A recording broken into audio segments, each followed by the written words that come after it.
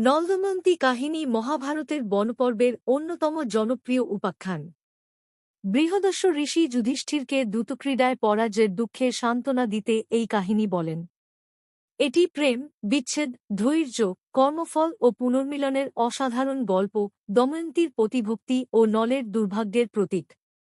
কাহিনীর সারাংশ: নল ও দময়ন্তীর পরিচয়। নিঃস্বরাজ নল অত্যন্ত সুন্দর, বীর, অশ্বপালন কুশল ও ধার্মিক। বিদর্ভরাজ ভীমের কন্যা দময়ন্তী অপরূপ সুন্দরী ও গুণবতী। একদিন একটি হংস দেবদূতের ছদ্মবেশে দময়ন্তীকে নলের গুণ বর্ণনা করে এবং নলকে দময়ন্তীর সৌন্দর্যের কথা বলে। দুজনের মনে প্রেম জাগে। হংসের মাধ্যমে নলদময়ন্তীর প্রেমের সূচনা। স্বয়ংবর। দময়ন্তীর স্বয়ংবরে অনেক রাজা ও দেবতা ইন্দ্র, অগ্নি, বরুণ, যম আসেন। দেবতারা নলের রূপ নিয়ে বিভ্রান্তি সৃষ্টি করেন। দময়ন্তী দেবতাদের ছায়া ও চোখের পলক দেখে আসল নলকে চিনে মাল্যদান করেন। দেবতারা প্রসন্ন হয়ে নলকে বর দেন। কলির প্রভাব ও দ্যূতক্রীড়া। কলিযুগের দেবতা কলি দাপরের শেষে নলকে দূষিত করতে চান।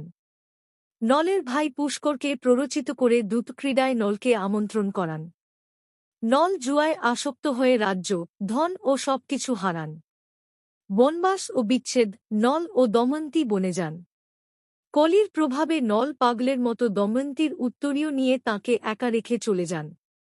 দময়ন্তী বনে বিপদে পড়েন, সাপ থেকে শিকারী উদ্ধার করে পরে চেদিরাজের সভায় শৈরিন্দ্রী দাসী হন।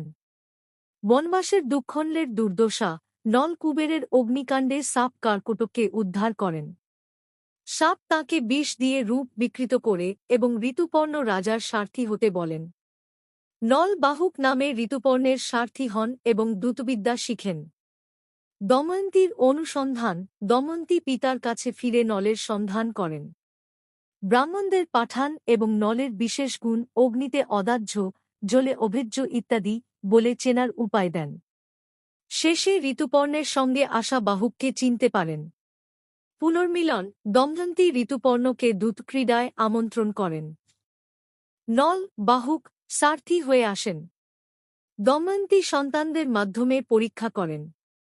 নল কার্কটকের বিষ ত্যাগ করে আসল রূপ ফিরে পান এবং পুষ্করকে দূতে হারিয়ে রাজ্য ফিরে পান। এই কাহিনী দাম্পত্য প্রেম, ধৈর্য, দময়ন্তীর পতিভক্তি ও কর্মফলের শিক্ষা দেয়। গল্পটা ভালো লাগলে please like, share, comment, subscribe করবেন।